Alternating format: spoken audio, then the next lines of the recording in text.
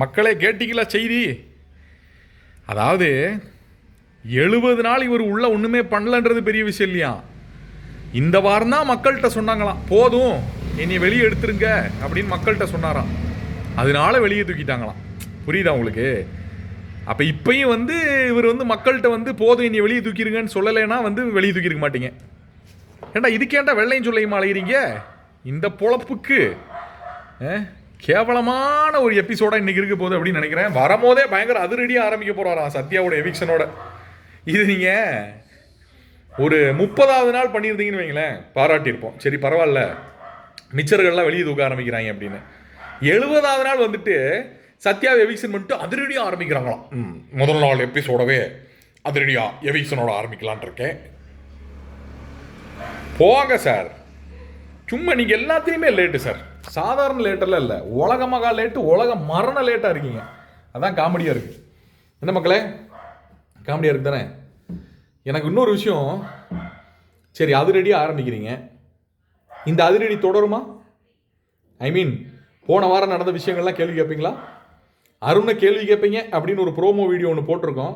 But எனக்கு என்னமோ கொஞ்சம் ஒரு பதட்டமாக தான் இருக்குது. நீங்கள் இந்த போகிற போக்க பார்த்தா ஃபஸ்ட்டே அதிரடி காட்டுறேன்றீங்களே, அதில் தான் பதட்டமாக இருக்குது.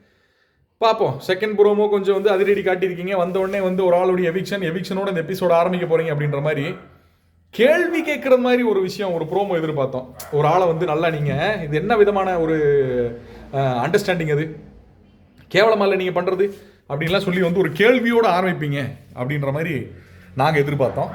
அது நடக்காது அப்படின்றது தெரிஞ்சு போச்சு. எப்படியோ சத்யாவோட எவிக்ஷன் அதுடன் ஆரம்பிக்கும் இந்த எபிசோட்.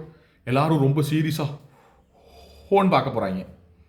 அப்புறம் நீங்கள் எல்லாத்துக்கும் மயிலிறகு போன முந்தின வாரம் ஆர்டர் பண்ணது கிடச்சிருக்குன்னு நினைக்கிறேன். அதை வச்சு இந்த வாரம் யூஸ் பண்ண போகிறீங்கன்னு நினைக்கிறேன்.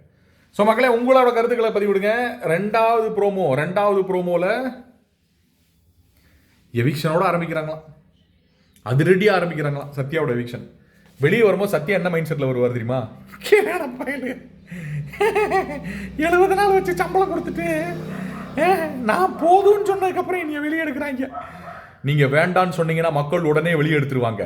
மக்கள் எடுத்த முடிவு இது. போவாங்கயா பிக்காளி பயல்களா. மக்கள் எடுத்த முடிவு விஷால் அண்ட் தர்சிகா, அவங்க கடைசி இடத்துல இருக்காங்க.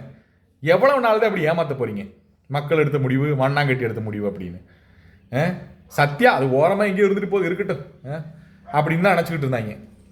விஷால் தர்சிகாவுக்கு அந்த அளவுக்கு கூட ஓட்டு இல்லை.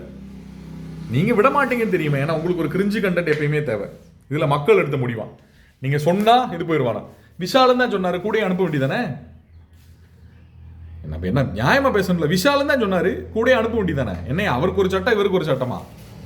அது அவர் வேற டிபார்ட்மெண்ட் இல்லையா? அவர் தனி டிபார்ட்மெண்ட்டு.